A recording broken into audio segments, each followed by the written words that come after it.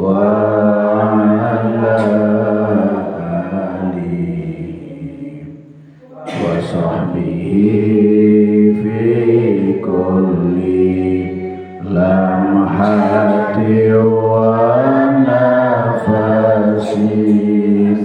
ونفس بعدد كل معلوم.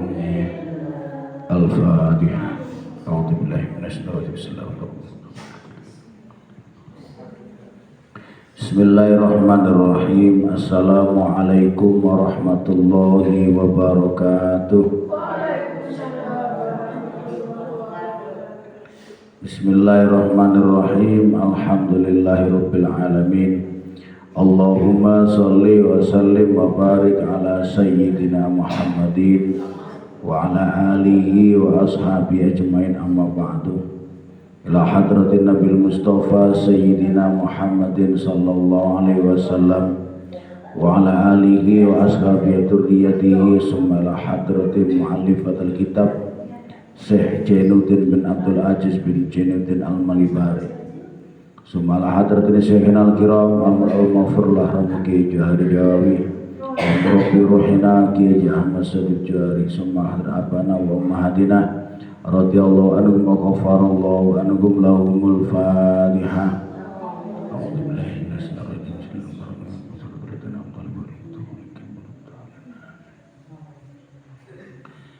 Bismillahirrahmanirrahim. Qala mu'allifu rahimahullah wa nafa'ana bihi wa bi'ulumi fid dharain, amin ya rabbal alamin. Bismillahirrahmanirrahim. Far'un law syakka fi tadhiri adwin qabla al-farahi minal wudu'i tahharu wa ma ba'dahu aw ba'da farahi lam yusar. Ketika kita melakukan berwudu,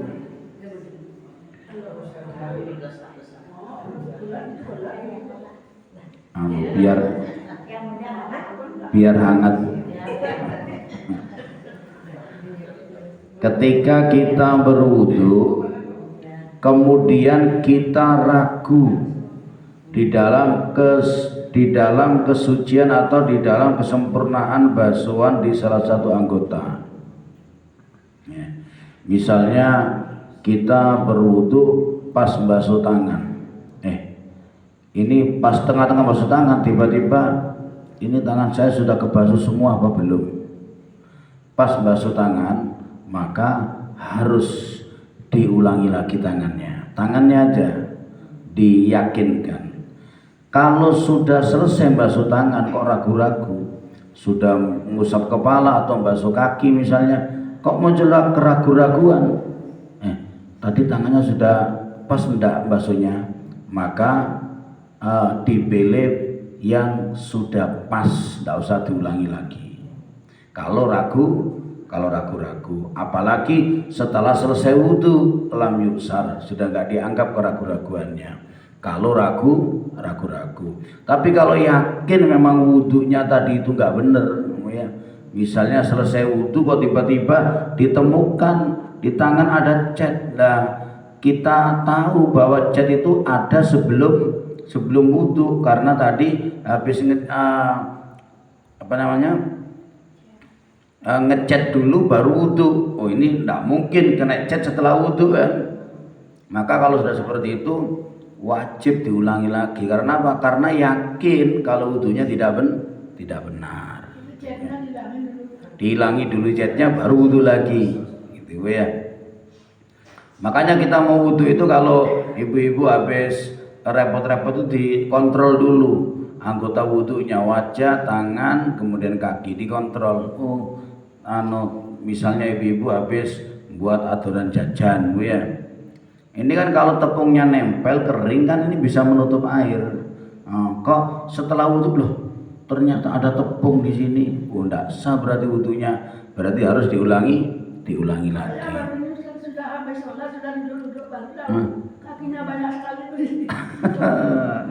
berarti Wudunya nggak sah. Kalau wudunya nggak sah berarti sholatnya juga nggak sah. Berarti harus diulangi lagi. Kalau kunyit gimana sama Ustaz? Kunyit ya, kalau kunyit kan cuma warna. Nggak apa-apa kalau kunyit. Tuh ya. Wa sunanu, udah fardunya wudu sudah. Bu ya, fardunya wudu kan ada 6, niat, basuh muka, basuh tangan hingga siku-siku, ngusap ke sebagian kepala, kemudian basuh kaki, kemudian tartib. Sekarang bicara tentang sunnah-sunnahnya wudu. Wa sunanu, sunnahnya wudu atas miyatu, yang pertama kali adalah baca bismillah. Sunnahnya Bu ya.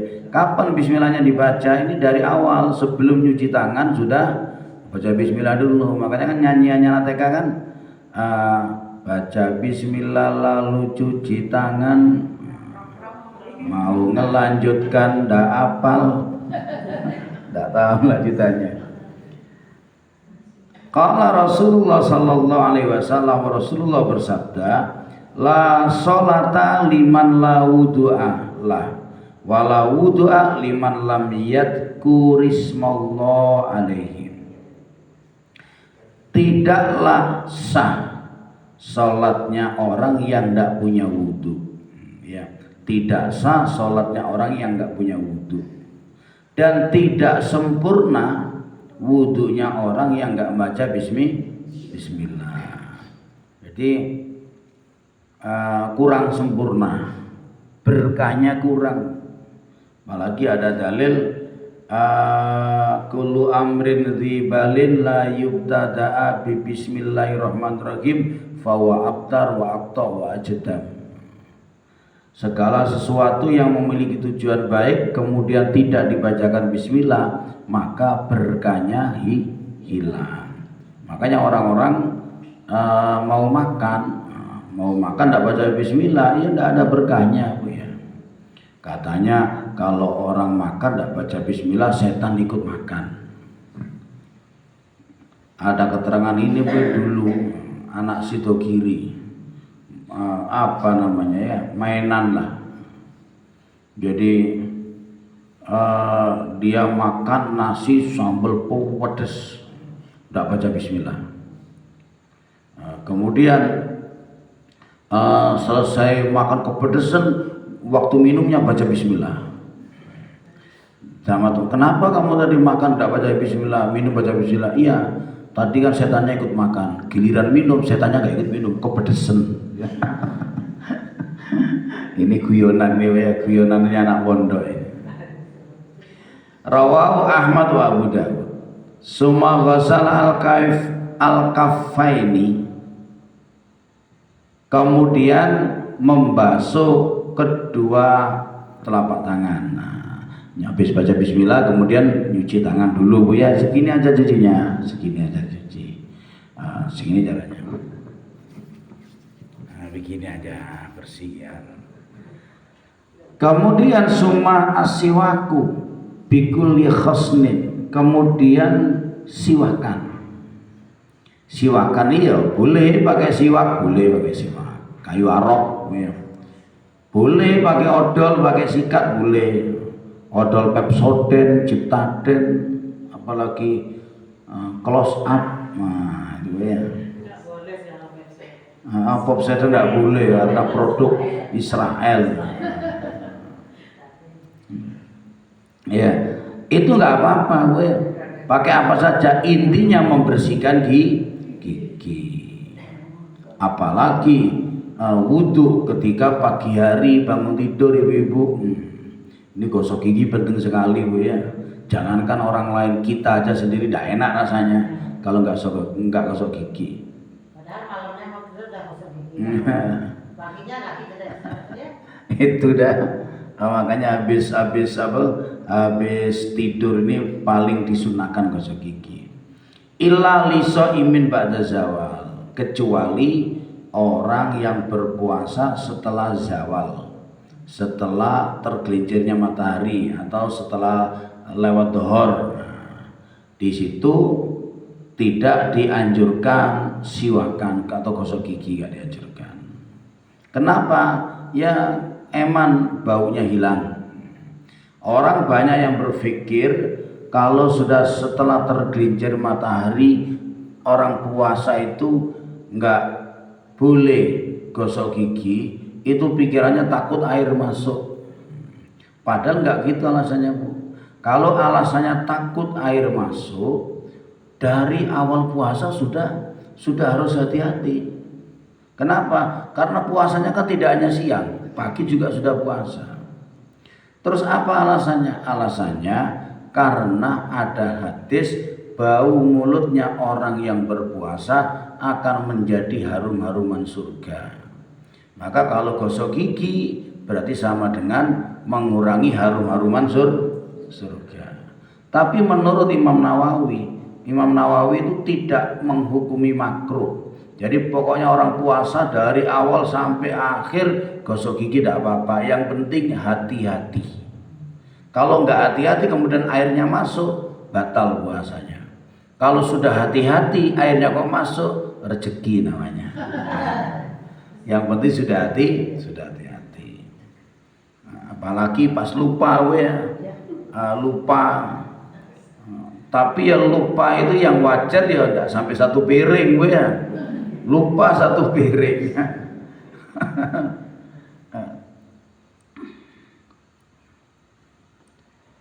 Qala Rasulullah sallallahu alaihi wasallam, Rasulullah bersabda, laula an asyqa ala ummati la amartuhum bisiwaki ma'a kulli wudu'in.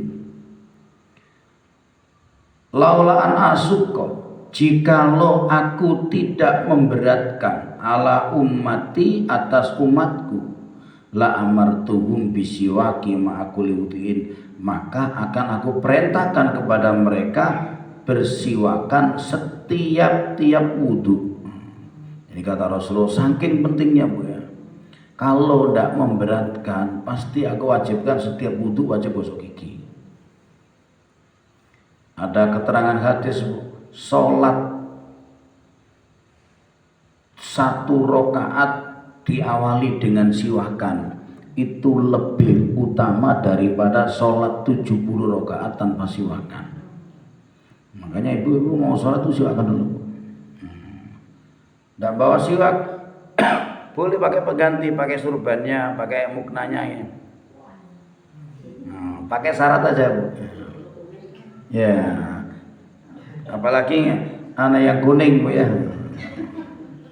Yang lebih enak kayak saya, surbannya kuning, nggak kelihatan.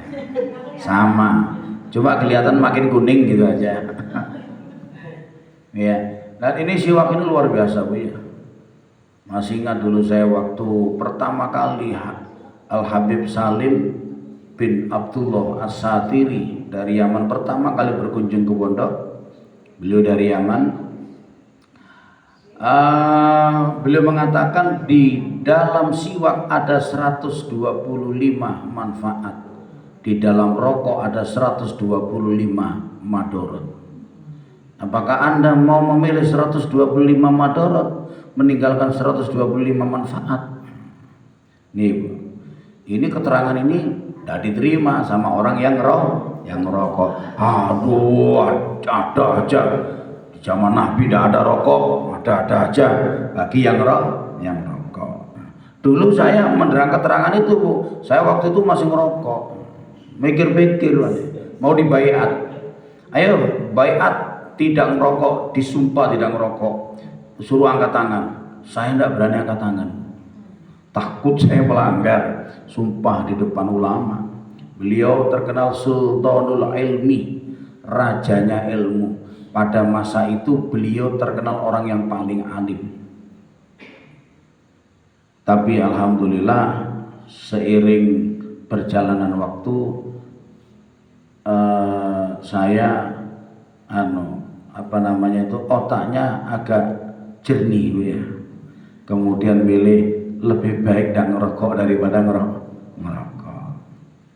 Pikir-pikir, memang bagi yang anak merokok ya pikir-pikir, disedot, dikeluarin, disedot, dikeluarin. Sekalian disedot terus ditelan gitu kan, enak masuk. Disedot keluar, sedot keluar gitu. Nah, suami ibu kan ada yang gitu kan ya. Pagi nggak dimasakin, nggak ada nasi, tapi ada rokok sama kopi, diem dah. Ya namanya kesenangan. Makanya hukumnya rokok sampai sekarang beda-beda, Bu. Ditanya tergantung tanya sama siapa. Kalau tanya sama yang ngerokok, nggak apa-apa rokok ini, marah rokok itu bikin menambah inspirasi. Bagi yang nggak merokok, haram, itu jelas peringatan dokter, itu bikin kanker kantong kering. Lah bayangkan rokok itu ada yang satu bungkus harganya 45.000, sehari 2 bungkus, lah kan 90.000 tiap hari. Anaknya ngaji sebulan bayar 5.000. Itu pun kadang double tak bayar-bayar. Insya Allah. Ngasih istrinya pakai belanja ngirit-ngirit gitu ya. Kasih istrinya kasih 1 juta untuk sebulan. Mau seneng masih punya tuh sudah. Jumlah rokoknya melebihi daripada itu.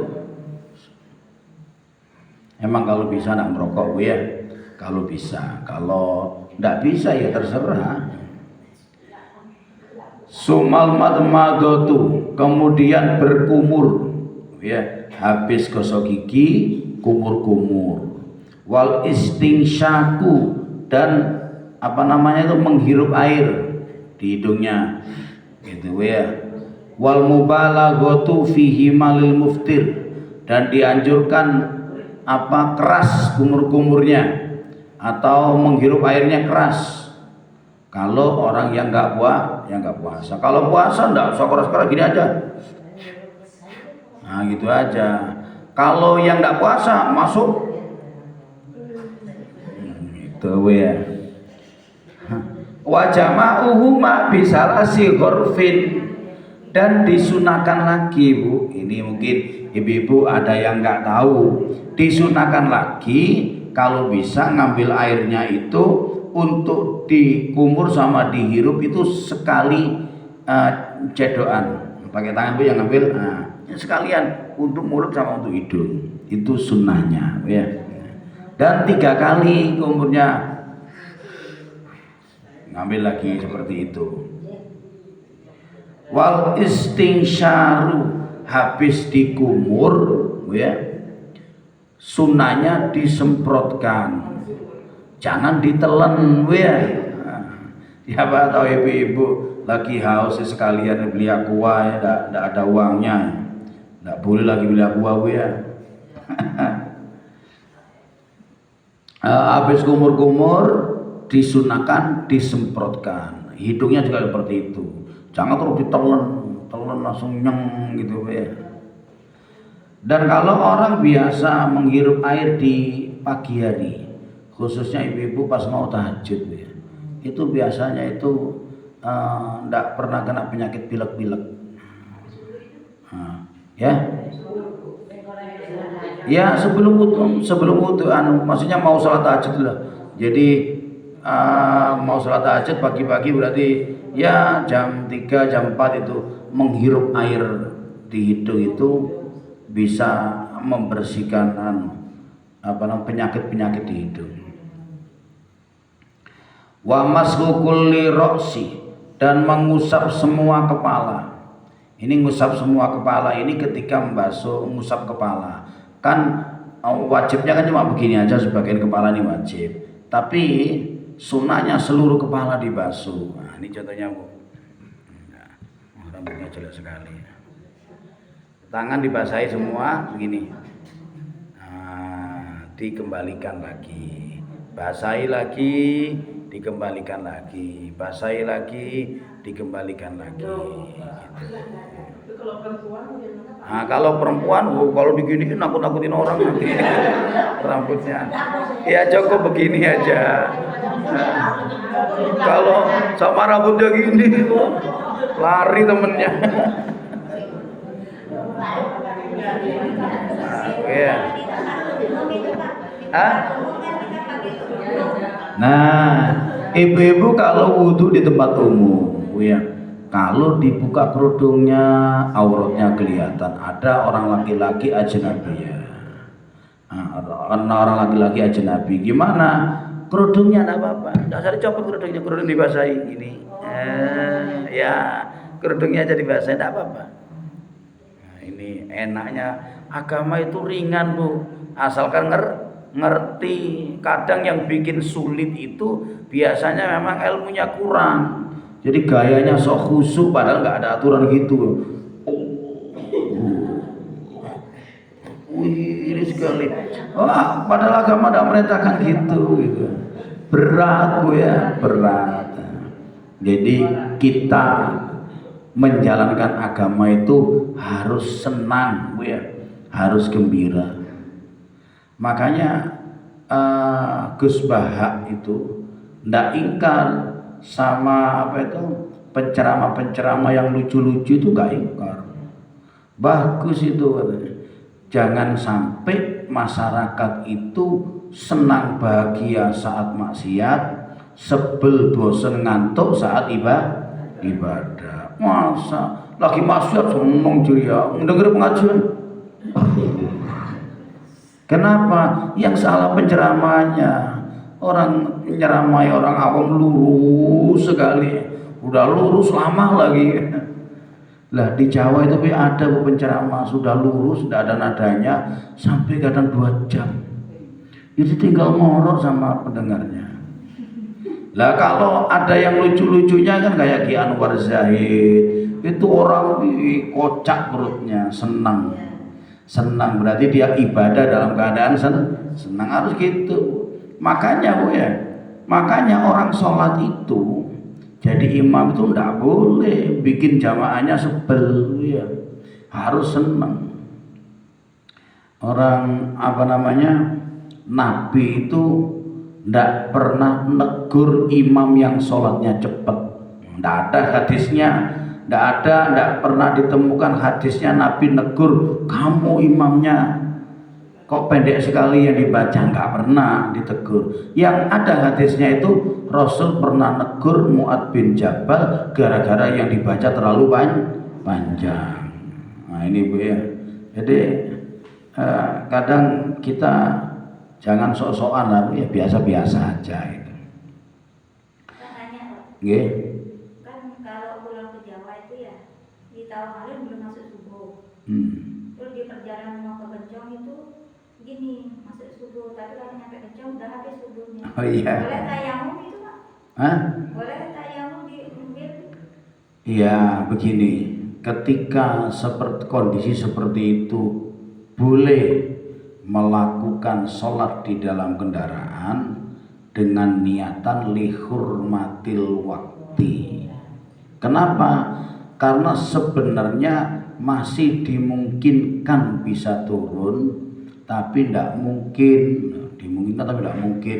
Tidak mungkinnya itu apa? Tidak mungkin ya iman uangnya. Maka boleh kondisi seperti itu lihurmatil wakti, tapi sholatnya dianggap tidak sah. Maka nyampe di sana harus sholat kembali, ya niatin akui bahwa ini sholat qadha, kemudian istighfar kepada Allah. Ya karena sudah habis waktunya, jadi sholatnya niat sholat qadha, mengqadai sholat. Kenapa? Allah Subhanahu wa Ta'ala itu zat yang maha kasih sayang. Jadi orang meninggalkan agama itu kondisinya dalam kondisi apa? Jadi Allah maha bijaksana. Yang penting diakui, jangan kemudian dihalalkan. Ini tidak apa-apa, ini sholat karena kondisi, makanya tidak perlu niat qadha. Orang waktunya sudah habis kok nggak qadha. Dan kenapa kok nggak diperbolehkan di kendaraan? Ya karena kalau sholat fardu wajib posisinya itu menghadap ke kiblat. Kenapa? Karena dalam di dalam sholat fardu itu boleh tidak menghadap kiblat ketika sholat syiddatul khauf. Sholat khauf saja masih harus menghadap kiblat.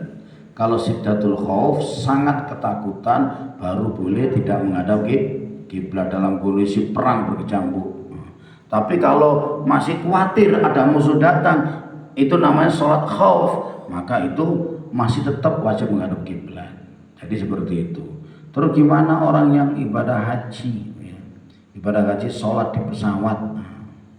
Ini makanya emang nanti kalau kita cari pendapat yang memperbolehkan dong ada-ada aja. Ternyata boleh ada-ada aja.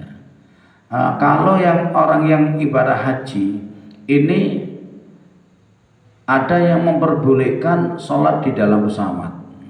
Yang penting sholatnya dalam kondisi tetap menghadap kiblat. Lah kita mengarah kiblat itu kan bingung. Nah, gimana di mana kiblatnya itu? Tapi ada yang mengatakan karena Indonesia itu posisinya ada di timur dan pesawat itu menujunya ke Saudi, asal menghadap ke arah depan pesawat pasti itu menghadap ke arah Ka'bah. Kenapa? Pesawat tujuannya kan ke sana.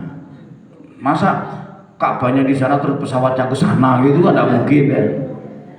Kalau tujuannya selain ke Mekah bisa jadi. Kalau tujuannya ke sana kan pasti lurus, berarti Ka'bahnya di sana seperti itu. Ada yang mengatakan karena posisi pesawat memang sudah menghadap ke kiblat. Seperti itu. Terus sholat dengan posisi duduk ya tidak apa-apa, posisi duduk sah-sah saja. Orang memang tidak bisa berdiri, gimana mau berdiri dalam kondisinya seperti itu. Tapi kalau sekiranya bisa dijamak, mendingan dijamak. Saya waktu itu gini, berangkat jam berapa waktu itu berangkat? Lupa berangkatnya. Lupa. Berangkatnya itu pagi. Ya pagi berangkatnya ya, bener pagi berangkat, terus nyampe di Madinah itu pas maghrib. Jadi pas maghrib. Itu berarti di sana kan meninggalkan sholat duhur sama sholat asar. Kondisinya seperti itu. Waktu itu saya juga sholatnya di pesawat. Ini memang kondisi-kondisi seperti ini ya, memang perlu belajar. Jadi kita nggak boleh, tidak apa-apa dah, nggak usah repot. Kalau ndak dasar ilmu ndak boleh, kalau dasar ilmu boleh. Ya, makanya harus banyak bertanya.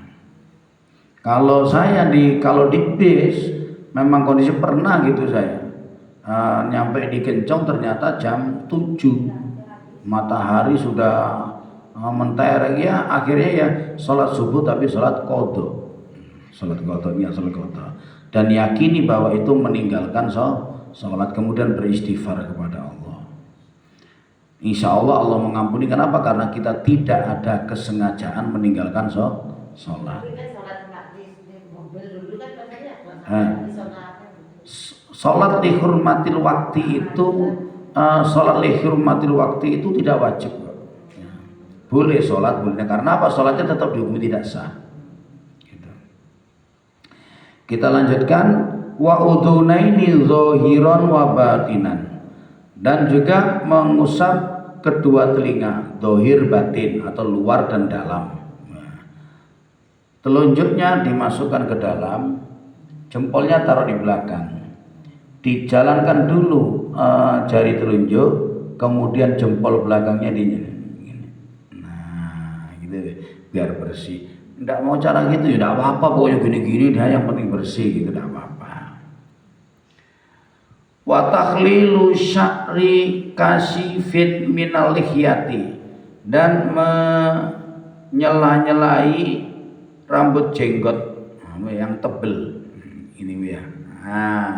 Kalau saya kan nggak tebel ini jenggotnya, arang-arang ini, maka wajib kulitnya kebasuh semua saat basuh wajah. Tapi kalau yang tebel basuh wajah sebisanya, adapun di dalamnya cukup diginikan aja. Ini nyalain, atau kalau yang bener gini, ya gini bener. Ya ini kalau jenggotnya tebel. Kalau jenggotnya yang tipis, wajib memasukkan air ke dalam kulitnya. wa aridi wa asabiil yadaini bitasbik.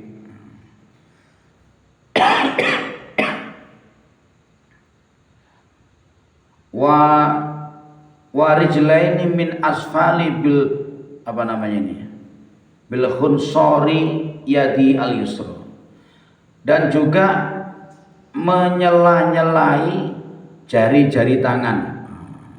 Kalau orang Jawa namanya ngapurancang. Beleha enggak tahu ngapurancang. Ngapurancang itu gini, Bu. Ini ngapurancang namanya ini disela-selai. Kemudian ini kapan ini melakukannya ini? Ya sebelum wudu sebelum wudu di Kemudian kaki ini saat wudu. Ini yang begini tidak hanya di sebelum wudu ya, saat basuh tangan itu juga begini atau begini, begini. Ketika basuh yang kanan berarti pakai tangan kiri, ketika basuh yang kiri pakai tangan kanan.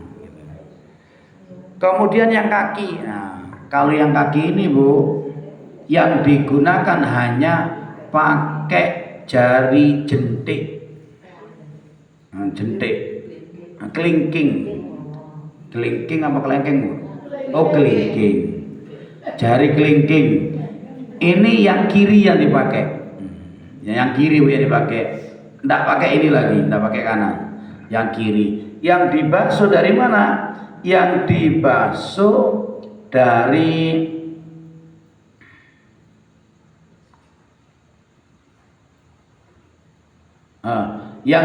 dari kaki yang kanan dulu, baru pindah ke kaki yang kiri, tapi tetap pakai ini.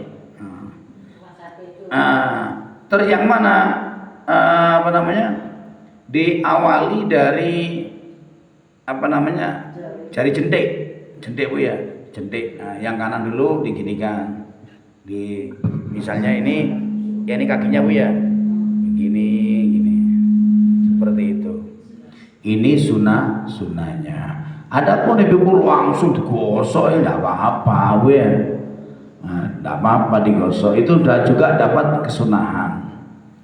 Qala Rasulullah sallallahu alaihi wasallam, Rasulullah bersabda, atani Jibrilu faqala, malaikat Jibril pernah datang kepadaku dan Jibril berkata, idza tawaddatta fakhallil lihyataka Muhammad, ketika kamu berwudu maka sela-selailah jenggotmu. Ini perintah dari malaikat Jibril langsung. Ini sebenarnya bukan memerintahkan ke Nabi Muhammad aja, ini perintah kepada kita sebagai umatnya. Rawahu Ibnu Abi Syaibah wa qala sallallahu alaihi wasallam, khallilu baina asabiikum la yukhallilullahu bainaha binnar, sela-selailah jari-jari kalian, maka Allah tidak akan menyela-nyelai jari kalian dengan api neraka. Maksudnya kalau kita sela-selai jari-jari kita, maka dipastikan wudu kita akan sah karena air masuk semuanya, maka tidak akan disiksa oleh Allah. Tapi kalau tidak disela-selai kemudian menjadi asbab wudunya enggak sah, maka sholatnya juga tidak sah. Maka itu nanti Allah akan menyela-nyelai jari-jarinya dengan api neraka. Intinya Bu ya, di dalam ibadah wudhu kita diperintahkan menjaga kebersihan, betul-betul bersih. Nah kalau kita seperti itu betul-betul diamalkan Bu ya, sehari 5 kali, bersih sekali Bu ya, tidak ada koreng-korengnya Bu ya. Apalagi setiap mau sholat mandi Bu ya, seger sekali. Summa qala, kemudian Nabi bersabda, wailun lil aqab minan nar,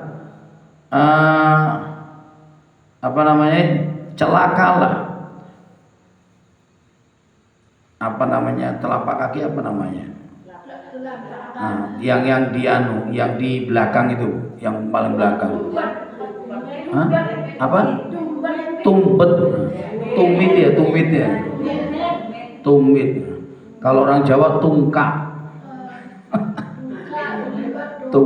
Tumit itu ya. Nah, ini tumit. Maksudnya apa? Celakalah tumit-tumit itu yang disiksa dengan api neraka. Maksudnya apa? Wudunya, tumitnya nggak digosok dengan benar, atau telapak kakinya kan sering kotor Bu ya. Apalagi petani, kalau ibu kan nggak ada petani sekarang sini Bu ya. Nah, sedang nggak ada yang ke sawah. Kan ke orang ke sawah itu kan kotor. Terus kakinya ngapalen Bu ya, kasar-kasar yang sudah robek-robek ya. Kan nyimpan kotoran, mau wudhu nggak dibersihkan dulu, akhirnya apa? Air wudhu nggak bisa masuk, maka itu menjadi asbab siksa dari Allah Subhanahu Wa Taala. Kenapa? Wudhunya nggak sah, kemudian sholatnya juga nggak sah, baca Al-Qur'annya, megang Quran juga akhirnya batal, akhirnya dia dosa. Banyak hal-hal yang menjadikan ibadah-ibadahnya nggak sah gara-gara wudhunya nggak sah. Jadi intinya kita mau wudhu itu kita koreksi dulu tempat-tempat wudhu yang perlu dibersihkan. Jangan siapa tidak wudhu dah gitu. Jangan ngeremehin ya.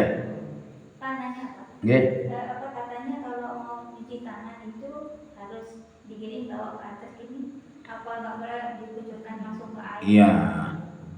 Sunnahnya dari jari dulu sunnahnya. Kalau dari sini ya sah-sah saja, tidak apa-apa. Tapi sunnahnya yang dibasuh jari dulu, ya, jari dulu yang dibasuh. Kalau misalnya karena airnya ngocor terus begini, langsung aja gini, ya nggak apa-apa, sah wudhunya. Tapi kurang sempurna. Kenapa? Karena tidak ngikuti Nabi. Kalau Nabi dari sini, kenapa? Karena Nabi dulu wudhunya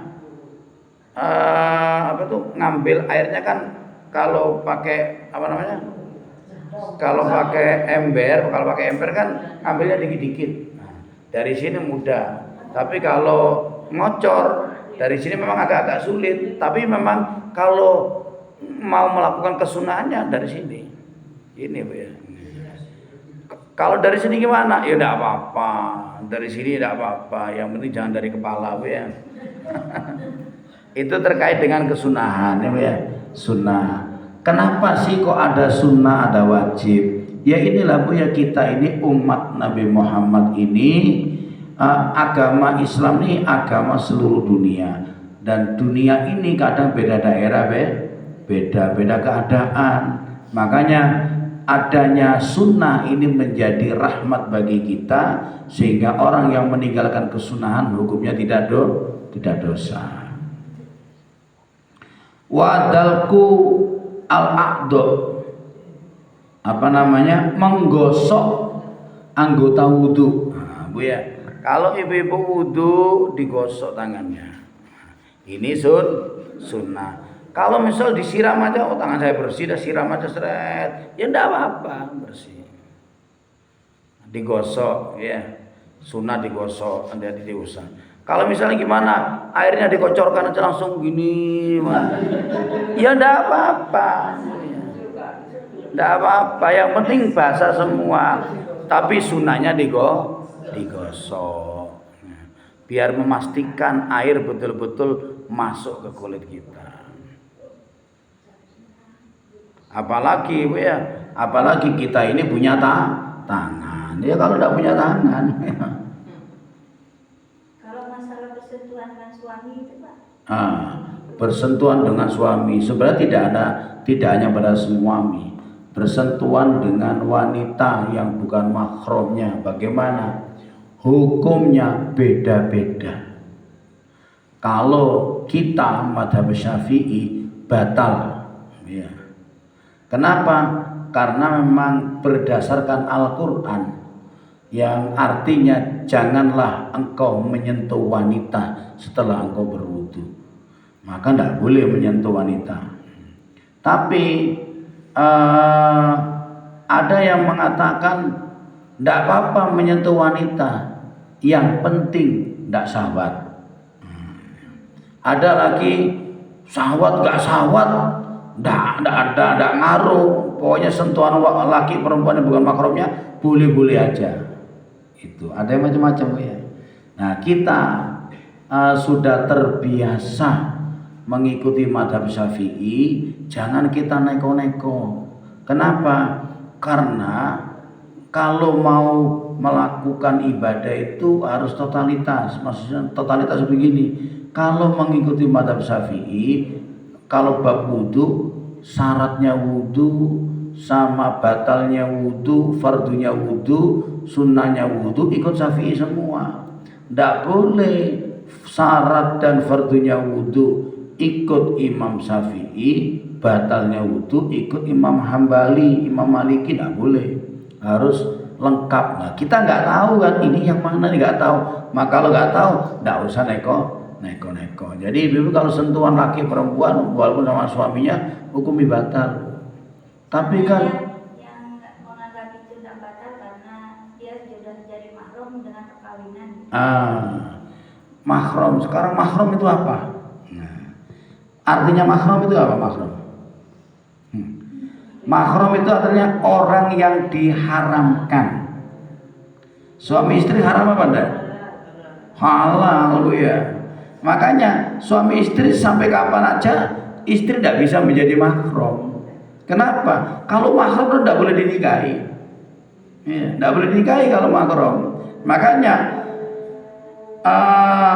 kakak sama adik tidak boleh nikah. Ya. Walaupun deket kayak apapun hubungannya tidak boleh nikah. Kok sampai berhubungan badan hukumnya zina. Gitu.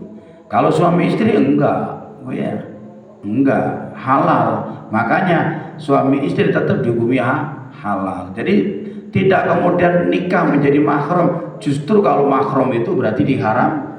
Mahramun artinya orang yang diharamkan untuk dinikahi.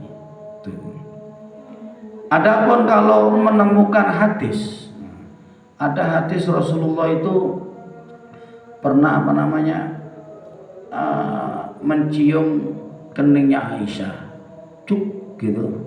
Terus Rasulullah langsung pergi ke masjid, tidak wudu lagi, kata Aisyah.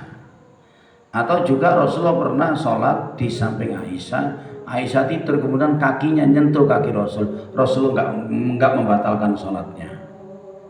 Nah ini ya, ini kemudian ada yang dijadikan dasar bahwa oh berarti khusus istri tidak apa-apa. Buktinya Rasulullah seperti itu. Tapi kalau Imam Syafi'i tetap hati-hati karena apa?